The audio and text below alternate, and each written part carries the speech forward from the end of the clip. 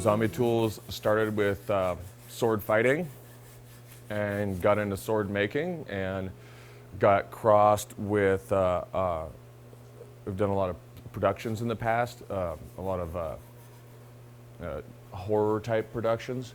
So it's kind of a cross between our sword fighting group, our sword making group, and our horror production film group.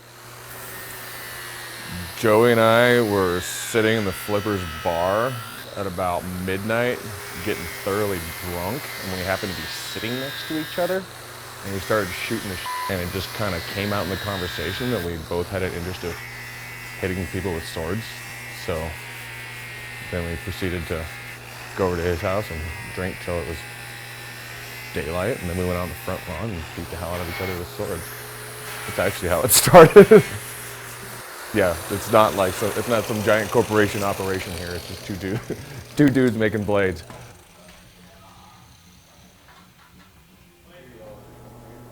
We're all just from here. We didn't take the business and move here. We're just a bunch of people. I mean, Max even went to Hellgate High School, so he's been around here for a while. I came here in '96. Yeah, Missoula is a good place to do it, and really we could do it anywhere. I mean, we have thoughts of moving to Portland or someplace like that, which would be nice because we get all our steel from Portland, and that would really cut down on our shipping costs. Well, there were several of us all together. I mean, there was, back in the beginning, there was myself, Max, Chris, which are the three principal owners of Zombie Tools. And then there's Clay, who has pretty much been around since the beginning, and Wes, who recently has had a kid and is never around. That's pretty much the initial Zombie Tools crew. But I don't know how we necessarily came up with the name. I think it was just, oh wow, that's a zombie tool. What should we call ourselves? How about Zombie Tools? Not a whole lot of thought went into it, but it seemed to work great. Yeah, we've got t-shirts and bumper stickers. We're going to be getting some embroidered patches here pretty soon. Pretty much anything that we think will sell. We're pretty much mostly in the sword business. Swords and big knives. But sometimes they don't sell that well, so we need pot boilers, something to sell while other things are not selling, to keep food in our pot to boil. We just want to kind of streamline everything. You know, we're going to be into our second year here soon, and we'd like to get all of our products, you know, to a point where we don't have any, you know, we have a solid line of products that don't have any design issues. You know, like, you know, there's one that has holes that are a little bit too big, so we got to keep on screwing with them and stuff like that. We need to make our aluminum a little bit bigger so that we don't have so that our overlap is correct. So we just need to streamline all of our processes so that we're not tripping over ourselves, and then hopefully we can be coming out with products, regular new products, whenever we can, and have a good solid line of products behind us, and some more t-shirts. We've got some patches coming. So just streamlining everything and just making it tighter.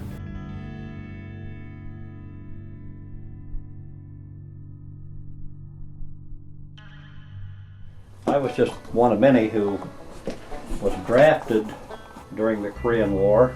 I had been out of high school about a year, and one day I got a letter that said, well, it wasn't quite a year. The letter said, greetings, your friends and neighbors have requested your presence at basic training course in the service. Went in and took a physical exam and passed the course, and then I went to basic training, and I went to Fort Lewis, Washington first, then down to Camp Gordon, Georgia, and I stayed there until early '52, doing my basic training and training in the Signal Corps. as a high-speed radio operator, and then was shipped to Korea. Went back to Fort Lawton, Washington, and got on a ship, and 15 days later landed in Yokohama. And during that 15 days, I think the 1,500 soldiers that were on that ship were sick once or twice there. If we had to have fought a battle, I think we would have lost it on the ship. We got to Yokohama, and it was nice because we got our mail and got on a train, went to Fort Drake, which was a relocation center in Tokyo. And from there we were assigned certain areas, and we went back to, in Korea, certain units, went back to Yokohama and then around to Busan. And in Busan we boarded the train and headed north, and I was shipped up to a place called Chuncheon, Korea, and from there we were off the train on 2.5-ton trucks, and went on to a place called Kwanda-ri, which was right on the 38th parallel. At that time we could go beyond that 38th parallel because we were still at war, and I was shipped by 3/4-ton vehicle after I had been around the company area for a while, and was shipped on to an area north of Kwanda-ri, where I was assigned to a radio teletype van. I had one of those that I was in charge of. And another fellow and I would, what we did, we took fire control information from forward posts, forward observers, and we relayed that back to division artillery, which then fired missions at the enemy. This happened for probably about 3 or 4 or 5 months, somewhere in that vicinity, and then all of a sudden everything just ended, so to speak, and we really didn't do much except just man the radio teletype van. We had it so that we did have to sleep in tents outside the van, and we had it set up, which I'll show you some pictures here in a minute. And but it was an interesting time. But prior to going on the radio teletype van, I worked at Corps headquarters as a high-speed radio operator, and we copy code for X number of hours, and then we were off for X number of hours. But then after the code kind of went, we went into radio teletype because everything had to go through a cryptographic machine, and when they came into the radio teletype van, we had the machine, and we could put it through, and then it went back to division headquarters, and that's where they followed out on with the fire missions. But it was interesting, and then when my time was up, I was sent back to the battalion area where I ran a radio code school for the last 3 months before my time was up and I was shipped home. When we got word that I headed home, it was awful good to see the old American soil again. It was great, but our family, all of us boys, our sons in our family, including my father, fought in the wars. Dad was in World War I and was wounded, and I had 2 brothers in World War II, one in Pacific and one in North Africa and up through Europe.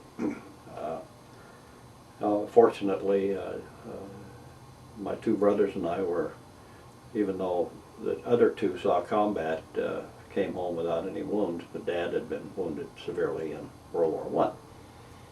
But he was a machine gun squad leader, and the shell that got him wounded him and one other fellow. The rest were killed in his squad. So war's been around for a while and probably will continue to be. Korean War Memorial was started in 1996, and was finally dedicated on Friday, June 13th, 1997. This actually was a dedication to the 139 Montanans who were killed during the Korean War, not to mention those who were POWs. Well, I'm just one of the committee members. We had 18 members on the committee. We met weekly for an hour every week to get this memorial going. All 18, just about all 18, donated out of their own pockets to get the memorial fund going. And then, of course, we all approached businesses, such as you see on the stone over there, which all donated a lot of money for this memorial. And it was a lot of work, but it was a work of love and dedication, and I think it came out nice. And we've had many ceremonies here since then. On the anniversary of the Korean War, we had the ambassador to South Korea here, and we had a big ceremony here. And then we have Memorial Day ceremonies out here on the lawn between the two memorials. And we're pretty proud of this memorial and of the park itself. We have different committees. I've been on several committees. The Vietnam War Memorial Committee, we put that in. There's a couple over on the side with Granada. We put those in. The Law Enforcement Museum is down at the other end for officers still in line of duty. And I'm a retired deputy sheriff. So the park means a lot to veterans, and we want to keep it this way. Well, it's unfortunate we weren't able to get the Doughboy statue down here. That's what we tried at one time, but it's too fragile to move. But like I say, we have our memorial ceremonies that end up here after we do 10 ceremonies at all the veterans cemeteries around Missoula, and end up here on Memorial Day in the afternoon for the last ceremony. So we sure would invite all the public to come down and partake in that. We started, and when the final stones were laid and everything was planted, it really turned out to be a beautiful memorial. And if anyone watching this has not visited it, they should, because it's really, really nice.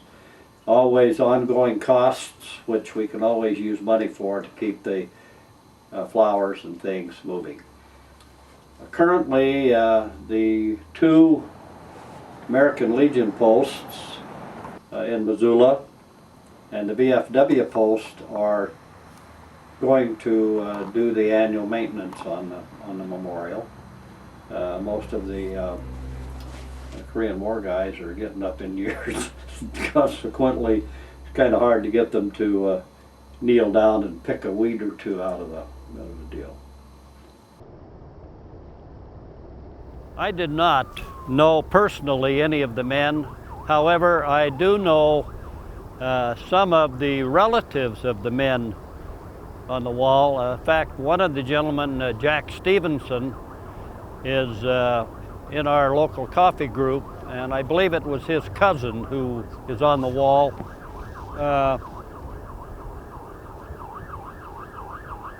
I don't think it was Stevenson, but I don't remember exactly the name, what name it was. And there was another gentleman, Fred Thomas, down in the Stevensville area, who had a relative there too.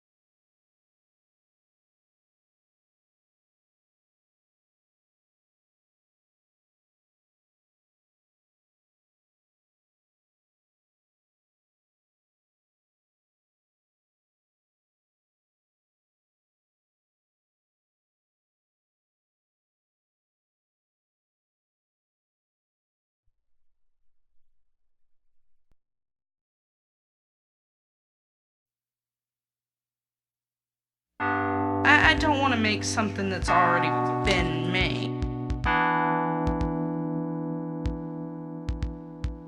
I want to make stuff that's unique and stylish. But I want to make something pretty. Something that people will enjoy.